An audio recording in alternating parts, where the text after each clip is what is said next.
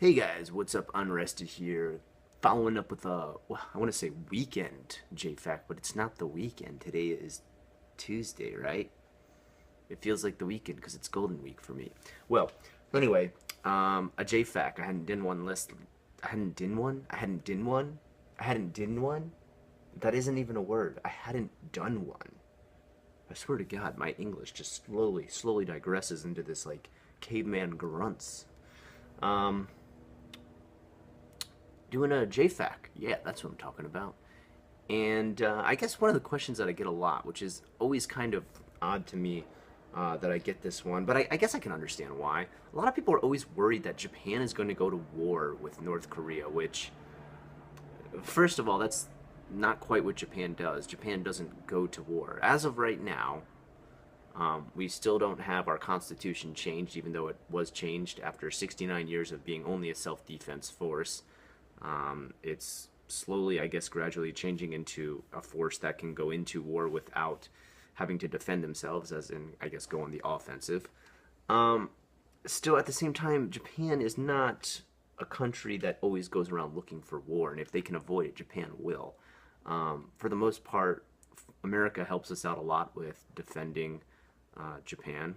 They have their bases in Yokohama, Okinawa, and a couple other ones. Actually, I say those two bases, but really, even the Okinawa base is like, I think it's something like 12 different scattered bases around Okinawa. So saying one base is really not I guess semantically correct. Am I using that word correctly?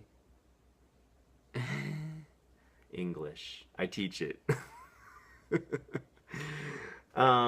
So anyway, going to war with North Korea. Yeah, I understand some people seeing this different stuff North Korea constantly does to kind of, I don't know if you would call it bullying or more of like a desperate cry for help. Because I mean, when I think bully, I think someone who's stronger than somebody else using their strength and weight and power to bully the other person around.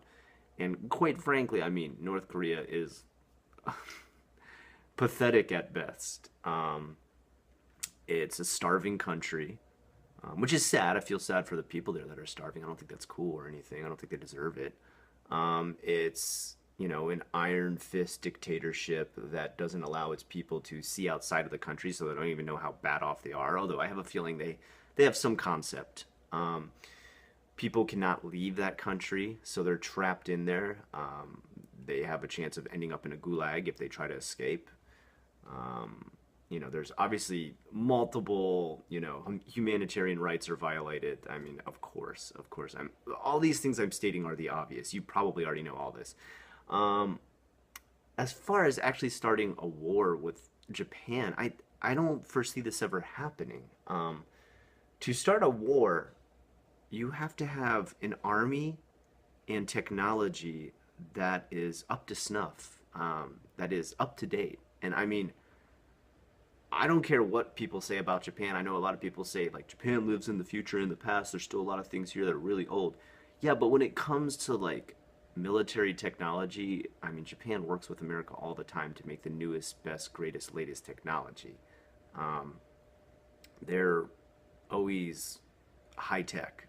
Let's put it that way. All right. I don't know exact logistics of everything that the Japanese military has ever made, or self defense forces, really it should be called.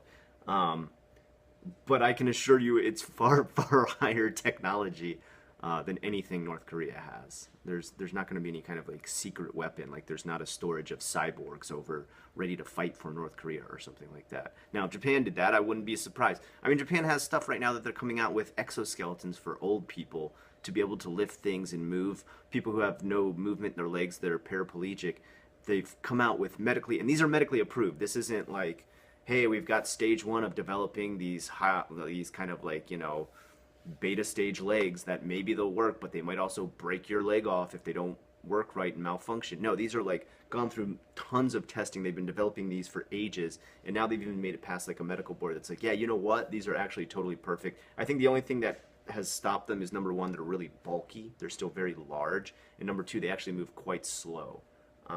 So I mean, if you're building stuff that is helping paraplegic people walk and giving exoskeleton bodies to soldiers, I think if you went to war with a country where you know, they're like, oh gosh, I hope we have enough rice this week. You're probably going to win, especially when you got America on your side too. Now, I'm not a big fan of America launching a lot of attacks. I'm a big supporter of our troops. You know, I think the troops are kind of our unsung heroes.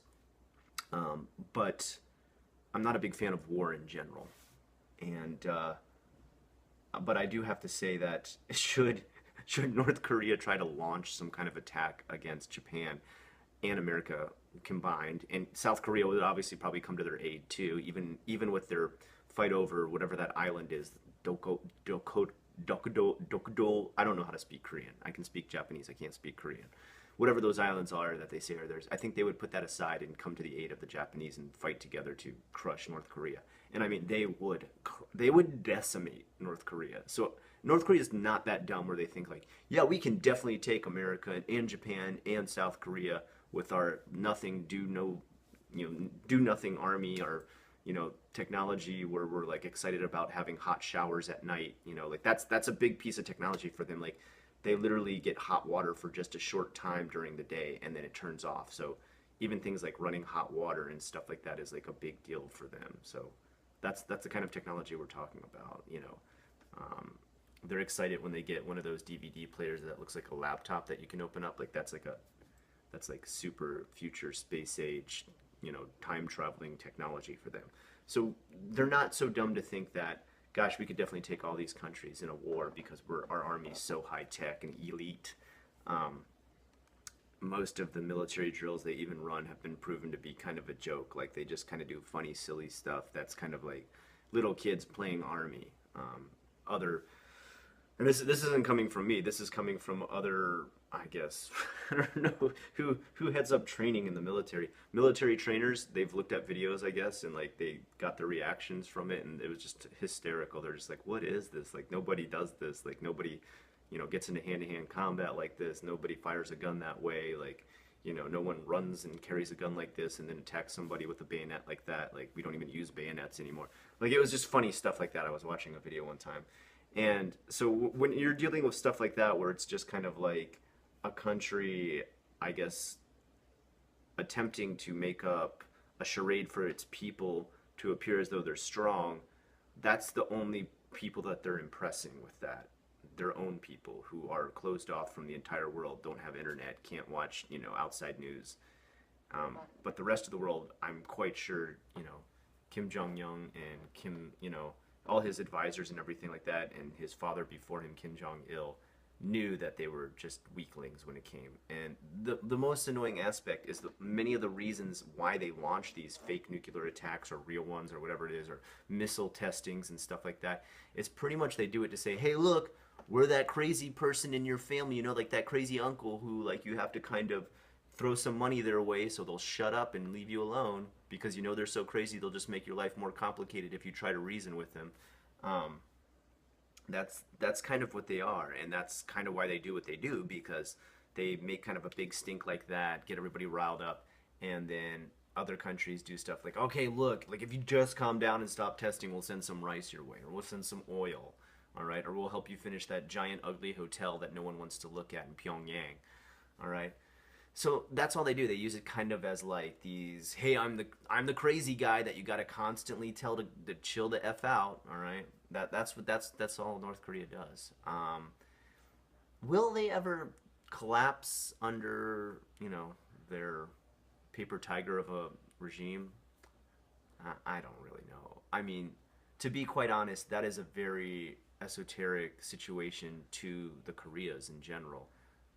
I'm sure somebody who's lived in South Korea, like Steve Miller, who does his podcast, I'm sure he's a better person to ask about that, and not me, someone living in Japan.